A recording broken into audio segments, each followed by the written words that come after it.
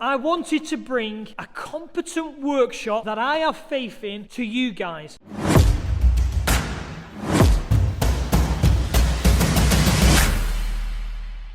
Welcome back to another video.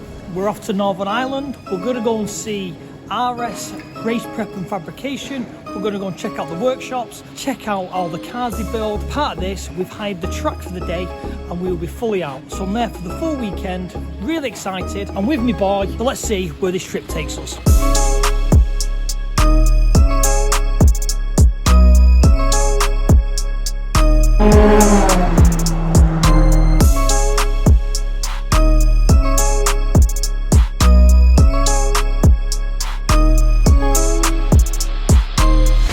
Beautiful location in Northern Ireland in Ballymena, and we are at RS Race Prep and Fabrication. This is the workshop. I'm excited to see the finished vehicles when they're all built and done, because the quality of workmanship as a fabricator is second to none.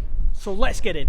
So we're going to start with basically stage one of what these guys can do, and this is kind of like you dream it, they can build it. So this is a full space framed chassis which has been designed to fit under a Ford Puma shell. This is to show that they can build any car to any spec for any discipline. So you dream it, they'll build it. I think this is designed for like a circuit racing, because when we get around the back, I'll explain a few design features. You can do anything from rally cars, race cars, road going cars. This is going to run a Duratec engine with obviously, I think, a Quaife straight cut rear wheel drive box. So when this is going to be designed for circuit racing, it runs a 3-link. So the 3 links, if people who don't know that, are this bar, there's a bar over there and a single bar here, and that is to basically to make the axle sit central and sit against the chassis. They tell me to do with traction. The 3 links, the link bars are very, very long, which come basically halfway into the car. From what they tell me, this is so basically the car will grip under load. It assists that. Plus, it assists when cornering on an oval circuit. Full space framed, roll cage, everything's double wishboned, all rose jointed for full adjustment. I think at a guess it's running a Ford Escort Mark II rack. I would have guessed Escort Mark II uprights. It doesn't have to be a Ford Puma, it can be absolutely anything. So this is the next phase of these builds. This, as you can see, is now getting a little bit more dressed. So it's getting an engine, it's getting the steering wheel, it's getting all the little bits and pieces for the bespoke finished article. So this one again, like the other one, has been designed kind of around the circle racing. This has got a full crash impact bar on the side. With building cars as a space frame, you can build it in any way, any design, any shape that you can think of. As a fabricator and a builder is absolutely phenomenal, because your imagination can run wild, and if you've got the skills, you can make anything and make it as fast, as light, and as one-off and bespoke as humanly possible. This is going to be a Peugeot 206. The shell goes over the top. It has a fully forged and built K24 engine running a Skunk 2 manifold, and will be running, which is sat on the shelf just there, a GTX 3582R turbo. So this thing will be rear wheel drive and make, going off the turbo specs, around the 500 horsepower mark. And then a super interesting thing, what these guys are really well known for, this thing. So that there is a BMW M3, basically automatic gearbox, and them things you can convert to paddle shift, you can map the gear changes, and they can take an enormous amount of power. This thing probably, at a guess, 750 kg complete, 500 horsepower, fully automatic gearbox from an M3.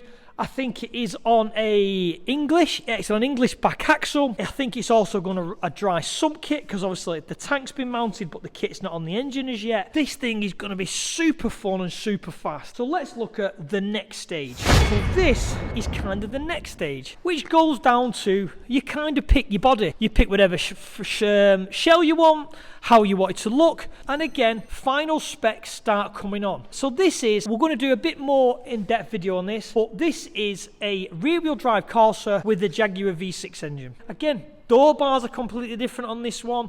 I think the double wishbone's slightly different. Everything's been tweaked and changed, and all these different designs for different reasons to suit whatever discipline you're running. So I'll spin round and show you the final and finished stage, which is this one. Now again, these are what you'd class as a national hot rod build. This is a finished car ready for sale. This is now a complete running and driving car, fully fabricated with a bespoke wiring loom, bespoke ECU, running, driving. And what is interesting is, knowing the UK market and even some of the Irish market, there's not many companies that will do start to finish, you dream it, we'll build it. So let's look at the rest of the workshop, because there's still even more interesting things to see. So this here is a Sierra Cosworth, which is in for full rally preparation, full roll cage, full strip down, all basic panel work, body work, sheet metal work, engine installation ready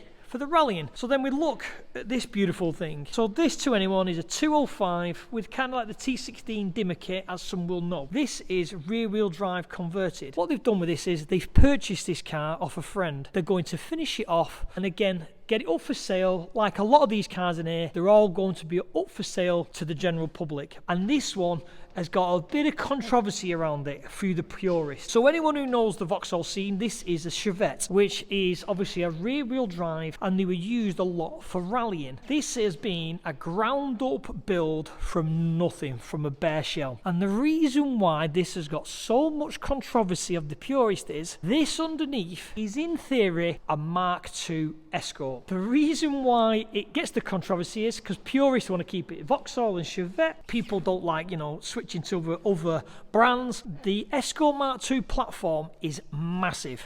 So you can rock up to a lot of places and buy such high-end equipment off the shelf to bolt onto your Mark II Escort, which is far better than any Chevette parts you can imagine. These are Mark II Escort front turrets, and just look at the suspension. I dread to even think the expense of the three-way adjustable avos. Full roll cage, all bespoke, all made in-house. This has been fully produced with obviously their equipment. It has not been purchased in. Everything is really, really nice. Fit finish. None of the welding's got huge gaps. It's a very kind of sore subject with fabricators, is this type of welding. Spot, move, spot, move, spot, move. Again, if you watch the channel a lot, you will see the touring cars have all been welded that way. And me being the OCD perfectionist, I feel that that type of weld is strong enough. And I love the consistency and how it all uniformly look, because just look at the finish on them two brackets. Everything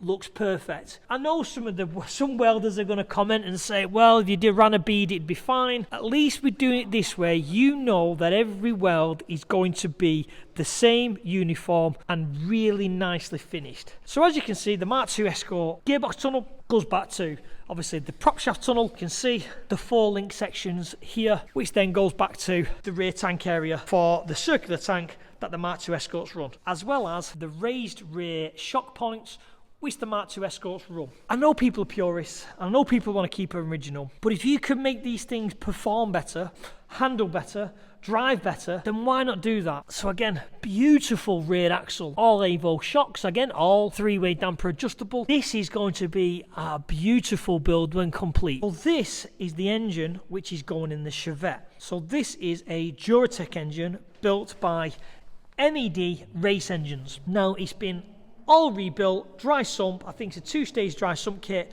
The 48mm carbs have been removed, and now it's on 51, 52mm throttle bodies, and it's also running a DG400 sequential gearbox. And this will be a fantastic addition to any race car, rally car, because it's going to make around 270, 280 horsepower, and it's going to be a screamer. So people might be watching this and thinking, how am I supposed to get a car built by these people? Or they want work, or they want advice, or they want something like that.